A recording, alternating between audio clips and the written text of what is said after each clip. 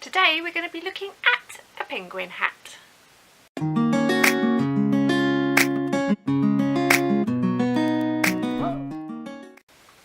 Hi everybody and welcome back to my channel Kazzalistic, and hi to my new subscribers. Thank you very much for joining me. So today we're going to be looking at this little cutie. So here's what it says on the tin. It is a penguin hat. It's a lovely simple pattern, a great one for scrap busting. If you've got some scraps, that's what I've basically used. And this is a child size hat. You could actually alter it to become an adult size fairly easily. I'll go into that in a minute.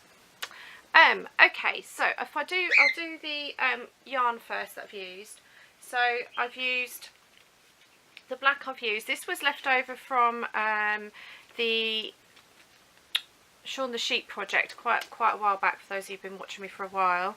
So I'm still using up leftovers from that. So that definitely was a kit that was good for the money. So I'm using King Cole Price Wise double knitting, 100-gram ball, which is 320 yards or 290 meters, and it is 100% acrylic, shade 48 black. So that's that. Now it was a scrap, but like I said, now the cake actually, ooh, that's a good start, isn't it? Let's try that again, preferably without the ball band breaking. So whoop, maybe one of them days today. So the cake was about the size that it basically filled the label, so that's how much I've used, basically, just to give you a rough idea. So I've just got the small cake left over. For the white on the face, I've used, again, this was a scrap ball. This, I've only used a small amount. That was very tight on the ball band. Now I've got space, as you can see, so I've only used a small amount of this. So it's Mariner double knit, and the shade is 040 white, just there. Again, 100% acrylic. Doesn't give yardage on these, unfortunately, but the yardage on them is usually pretty good. And then for the beak, again, this is just a scrap ball. I've hardly used any out of this at all, and it's Mariner double knit, so same thing again. This one is an old shade, so it's C-014 orange, but obviously orange is orange. So basically, I've used double knits for the project. Now for the main hat and the white part of the face, I've used a 5mm hook, and then for the beak I have used a 3.5mm hook. I'll just put those out of the way so I don't lose them. Okay, so the pattern I've used has come from Simply Crochet magazine. This is issue 64, so that's the issue that it's come from. And the pattern, it's called Go Flippin' Crazy, and it's by Nicki. So that's how it looks. So I'll give you a rough idea of the size of the child that it's on, and there's her name there. Lovely simple pattern. Now because obviously I've bought this magazine in the UK, I've got it in UK terminologies. Obviously if you bought it in America or somewhere else, it would be in your local terminology, so just bear that in mind. So I have used the hook sizes that they've suggested. Now they've used Aran weight yarn, which is the same as worsted weight number 4 in the US, but I've used DK because basically we have more of that over here. So if you don't like starting hats with magic ring, you'll like this project. It starts basically with a chain 2, and then you work half double crochets in US terms, or half trebles, into the second stitch from the chain, and you start like that. So that both the white part of the face and the hat start the same, and I think the beak did too. Yeah, the beak did too. So all components were like that. So if you don't like starting with magic ring, circle, cinch circle, whatever you want to call it, this would be a good project for you. So this is worked in the same way as the amigurumi method, in that it works in a spiral, so do recommend that you use a stitch marker. So the main body of the hat is kind of going to be a little bit hard to see. Now because I've used double knit, obviously you can see that there are it is a little bit gappy. Obviously if you used Aran weight or worsted weight, you wouldn't get those gaps. but that's the compromise that I've made. So working a continuous spiral, you work 8 rounds with basically increases. So for example, round 3 you do 1 half double crochet in the first 2 stitches, 2 half double crochets in the next stitch, and then repeat that round. Then the next row would be 3 half doubles and then a 2 in the next stitch, 3 half doubles to the next, and it basically increases up like that. So I mean, it's pretty standard circular method for amigurumis, for hats, for all sorts of things. I'm sure most of you are aware. So you do that for 9 rows. Now on the pattern it tells you to do so it's 8 rows increases, then rows 9 to 19 is just working straight half double crochets or half trebles if you're in the UK. Now it does give you measurements for the hat, which I actually found quite useful. So the hat height, so when you lay it flat like that, should measure 6.5 inches. So I've used that as the guide.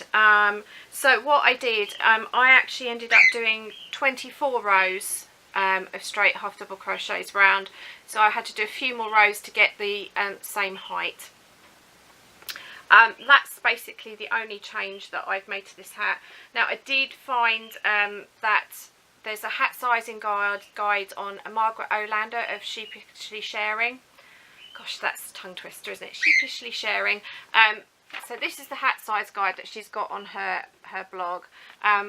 I find this such an invaluable tool. I'll put the link for that down in the description. It's such a good tool to use because it gives you all the different measurements for all sorts of sizes. So this is where you could actually improvise it if you wanted to make it into an adult hat. You know, for a man or woman, she's got all the sizes that you need to work it out. So you could actually change it for that. The last round of the hat is actually just a single round of US single crochet or UK double crochet, so nice and simple, and you fasten off.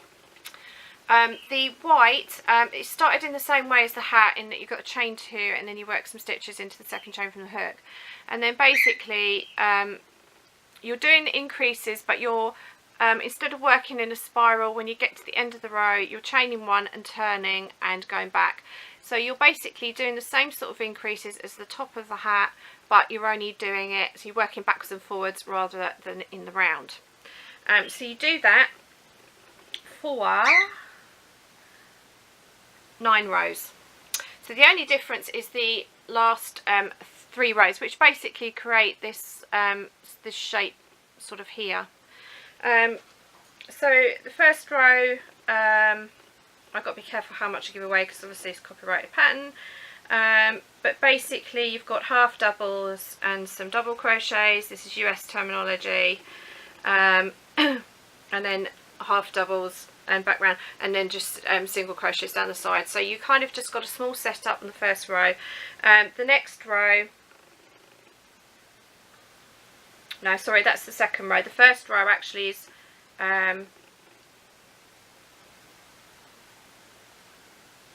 yeah, no, that is right. Oh dear. Sorry, it's just the last 2 rows that are set up. It's because I'm glancing down and I'm getting it wrong, sorry. Apologies for that.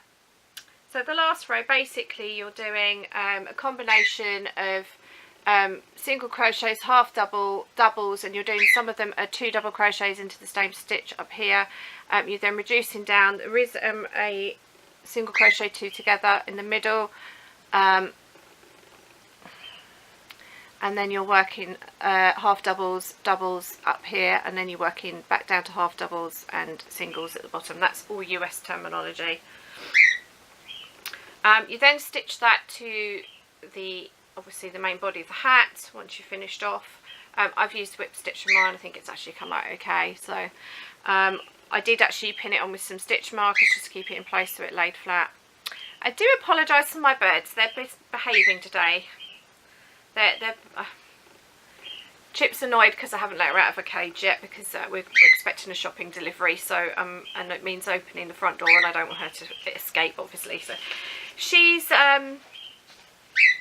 protesting, and the other one that's really squawking in the background, that's Billy, who you will listen on, and he seems to know when I'm recording, and I'm sure he wants to be a YouTube star. He just likes, he doesn't, as soon as I turn his camera off, he'll stop. So I'm sorry for the background noise if it's distracting. Anyway, so once you've got that stitched on, I then stitch the eyes on. So I've just kind of whip stitched it. The technical term for the eyes is the satin stitch. I just call it whip stitch, but so satin stitched the eyes on. So it's just basically working up and down, working up and down. They're not quite even, but it's more or less. And then for the beak, it's basically worked in the round. Again, it starts with a chain 2, working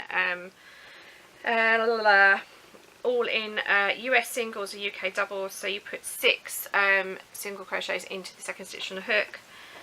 You then do a standard amigurumi increase for the next round. And then for rows 3 to 6, so you'd end up with 12 stitches, and then rows 3 to 6 are all US singles or UK doubles.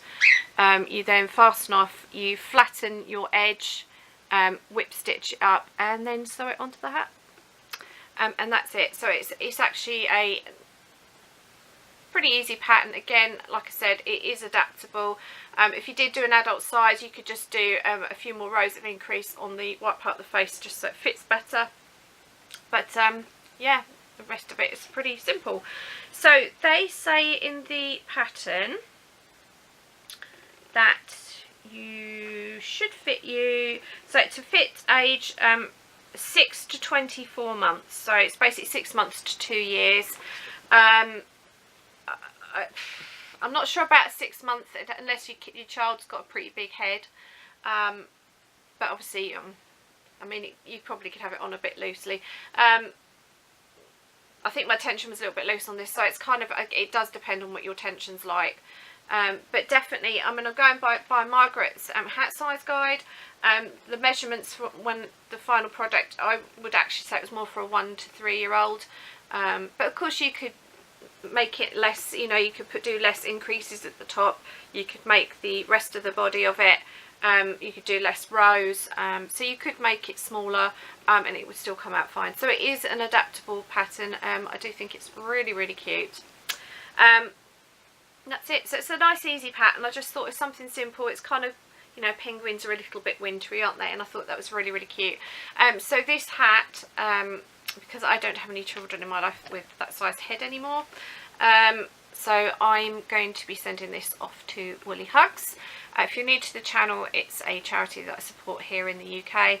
I'll do the links for their website and the Facebook group down in the description. So this will be going off to the refugee project. So hopefully a little child who's got no hat will be nice and warm and look very cute. So that's it for the crochet side of things. Life update. I've took my friend to her hospital appointment this week. Again, it was in a different city to where I live, so it was a little bit of a drive, and she's been discharged, so that was good news. She had minor surgery and she's completely healed. The biopsy came back as nothing sinister, so that was a good result. So that's been a really good positive thing this week. Yeah. She's had a little bit of upset over the last 24 hours, just personal stuff in her personal life going on, so it's been a little bit difficult seeing her upset, but other than that, life's been pretty quiet. Yeah. I've also received 2 lovely parcels, one from Katrina and one from Lucie. They're both YouTubers here on YouTube. Oh, YouTube, duh. They're both YouTubers. That should tell you where you find them, shouldn't it? Oh dear, I don't think I had enough sleep last night. So I'm going to link both their channels down in the description anyway. So if you haven't heard of Lucie Coates or Katrina's Creations, I will link them both down in the description so you can find them. So the next video will be the haul from Katrina, because that one arrived first. So I think that's only fair. I like to do things in order of how they've arrived. So I'll be showing what Katrina very kindly sent me, and then what I shall plan to do Next week is I'm going to start the Christmas series next week. We're pretty much almost in December, so nobody can shout at me for starting too early. And actually this time last year I'd already started the nativity scene, so I've actually been doing 2 vlogs every week for the past year. I've managed to do a whole year. I know there's been odd weeks when perhaps I haven't been well or other stuff's been going on, but on the whole I've pretty much kept up 2 vlogs a week schedule, so I'm pretty amazed that I've actually managed to keep that up. So thank you all. Just want to say thank you guys for all your support and encouragement for keeping me going as well. I really do appreciate your support on social media, and of course down in the comments section here, and obviously just watching the videos. I really do appreciate it. So what I'm going to do next week, I have started an Elf on the Shelf doll. I know they're pretty popular, so I'm just kind of, I know that a lot of people that choose to do it, I know there are some people that choose not to do it, but yeah, I thought, I know last year I knew of some people that had trouble actually getting their hands on an Elf on the Shelf doll, so I actually did go looking for a pattern. I didn't end up making any last year, but I found a free pattern that does pretty much look like the actual doll that you buy in the shops.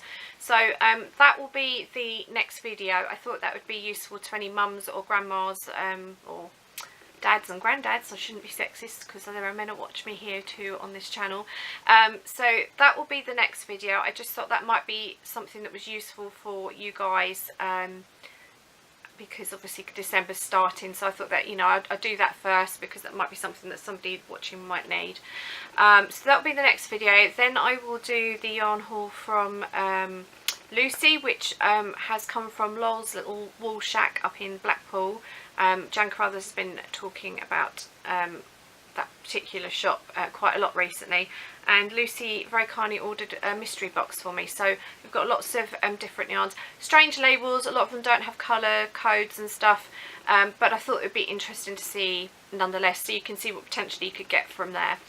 So that will be the video after that. So what I'm actually planning to do is do, so you're going to get 3 videos this week, because you're going to get 2 this weekend because I'm recording this on Saturday, and then next week I will do the elf doll yarn haul from Lucie, and then there will be whatever I make next on the Saturday. So that's how I'm going to do it. So you're going to get a couple of extra videos thanks to Katrina and Lucie.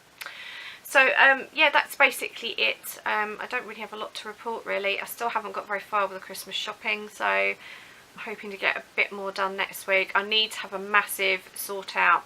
Now this is something I wanted to ask you guys. How do you store your yarn? I'm storing my yarn on shelving. I've got some narrow shelving which works very well. I've also got a wide bookcase where I'm using a couple of shelves.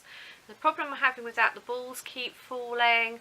I only tend to cake balls and skeins of yarn when I've actually started using them. So I don't know whether I'm trying to think of a way that I can store them without them all falling. So I'm just wondering if you guys have got any ideas. How do you know, is there any tricks or tips you use when you're storing stuff on shelving in particular? I thought I'd pick your guys' minds because, you know, we all have different systems and ways of working with the yarn, so I'd love to know how you do it. I'd find that really, really useful if you've got any ideas, because I do need to have a big sort out, so that's going to be my big project for next week, to have a big tidy up. It's what you can't see, that side, it's kind of like an eruption of crafty mess. Jan often talks about how messy she is. I'm pretty much the same. I'm a bit of a strange person in that I actually like things to be really tidy, but when it comes to my crafting I'm really messy, so then I make the room really messy, and so then I'm very conflicted. But we've got nowhere to put the Christmas tree or anything up, so I have got to clear the decks, I've got to tidy up, I've got to sort my yarn out, put yarn away obviously from the hauls that I've just received, and I've even got to bag up the stuff for Woolly Hugs because I've got about 3 sacks worth, so I'm just trying to basically save up to post it off because postage is so expensive. Yeah, so if you've got any ideas, I'd love to know. And what are you guys working on? I mean, some of you have been so productive for Christmas. I've been amazed. There's been blankets and cardigans and jumpers and shawls and amigurumis, all sorts of stuff, blankets. I'm just like, how do you have time to do all this? I know I'm making stuff for you guys to give you ideas, but wow. I mean, I like to crochet a lot, but you guys are really, I don't know whether you've started like 6 months ago, but it's impressive. So well done, guys. You're doing better than me.